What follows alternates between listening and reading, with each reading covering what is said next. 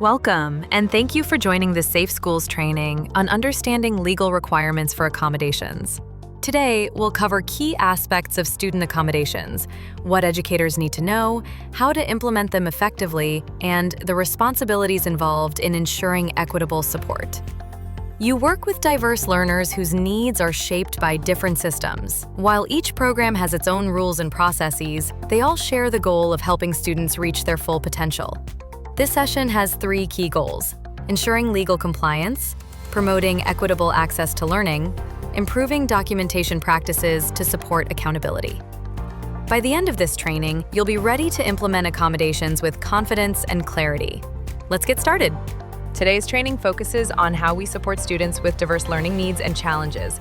These supports come from various programs, including English Language Learner, ELL services, Section 504, IDEA, Gifted and Talented Education, and the Multi-Tiered System of Supports, MTSS. Some address language development, others provide accommodations for disabilities, academic advancement, or targeted interventions. Each program has specific rules, committees, and documentation requirements. Regardless of the process, the goal remains the same: ensuring all students can fully participate and succeed in their education. To support students well, we need to start with a clear definition of accommodations. Accommodations are changes in how we teach or test, so students can learn the same content as their peers. They don't change what we expect students to learn, just how they access it. These supports are not optional. They are required by law when a student has a documented need. Think of accommodations as tools to remove barriers. They help students stay on track without lowering the bar. It's important to remember, accommodations are not modifications. They do not change the standard, they simply make learning more accessible. When used correctly, accommodations level the playing field so every student has a fair chance to succeed. Let's talk about the laws that require support for English language learners, or ELLs. At the national level, Title VI of the Civil Rights Act and the Every Student Succeeds Act, ESSA, say that ELL students must get equal access to education. That means schools must provide the support these students need to learn English and succeed in the classroom. Here in Texas, the Language Proficiency Assessment Committee, LPAC, plays a key role in determining the supports for ELL students. The LPAC is responsible for determining how ELL students are placed, deciding what instruction and linguistic accommodations are needed, and documenting those accommodations for both instruction and testing. Why does this matter? Because using accommodations the right way helps students do better on TELPAS and STAR, and it keeps us in line with state and federal rules. Now let's talk about Section 504 of the Rehabilitation Act of 1973. This is a federal civil rights law that protects students with disabilities. Section 504 says that schools cannot discriminate against students who have a physical or mental impairment that limits one or more major life activities, like learning, seeing, walking, or concentrating. To make sure these students have equal access to learning, the school creates a 504 plan. This plan lists the accommodations the student must receive in the classroom and during testing.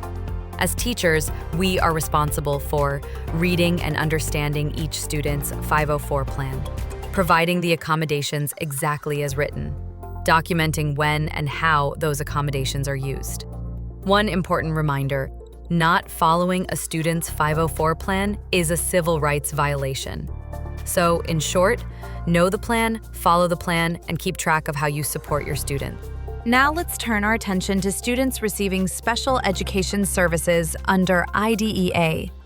IDEA is the federal law that makes sure students with disabilities get the support they need to succeed in school. Under IDEA, students become eligible for special education services through an evaluation process. If they qualify, they receive an Individualized Education Plan, IEP, a personalized plan that lists their goals, services, and accommodations.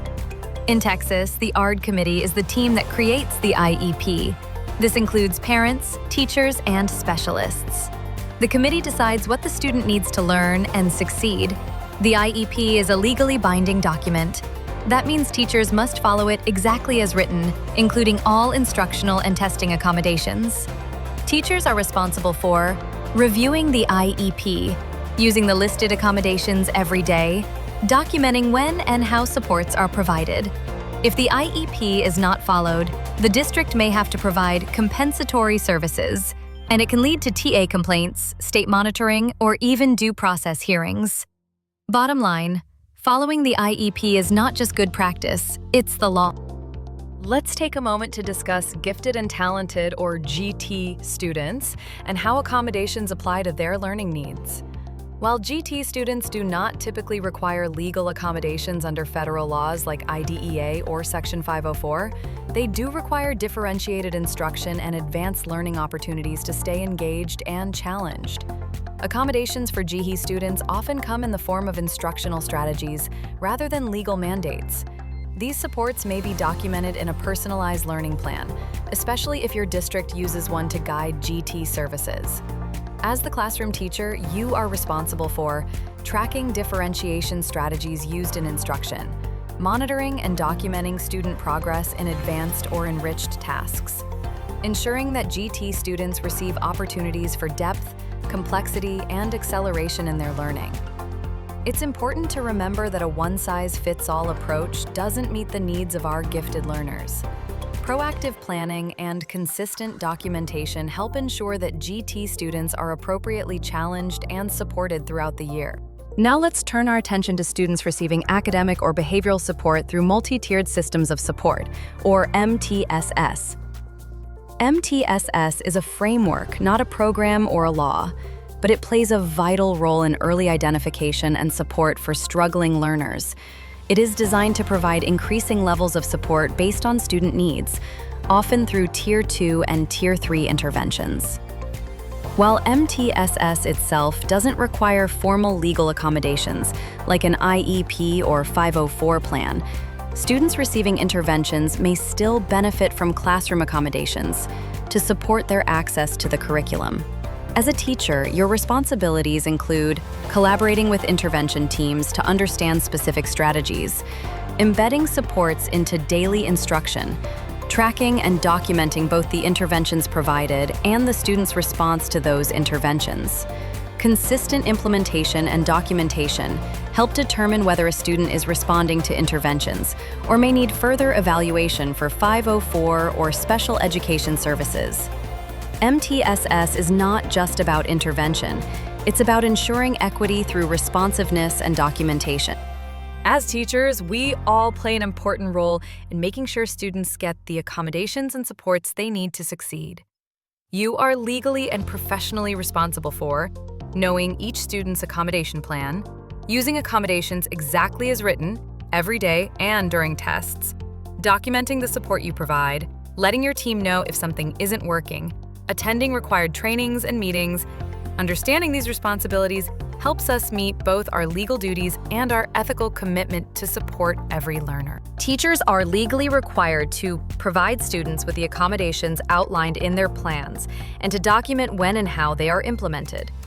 Failing to provide accommodations can have serious consequences, including denial of a student's right to a free, appropriate public education, or FAPE, claims of discrimination, state monitoring by the Texas Education Agency, TEA, investigations or complaints from the Office for Civil Rights, OCR, due process hearings. Proper documentation ensures compliance, protects student rights, and supports equitable access to education. There's some common phrases that signal a problem with how accommodations are being used. For example, I forgot to do the accommodation today. The student didn't ask for help. It's too hard to remember all these plans. Or when accommodations aren't given during testing. These are all red flags that could lead to non-compliance. Why does this matter?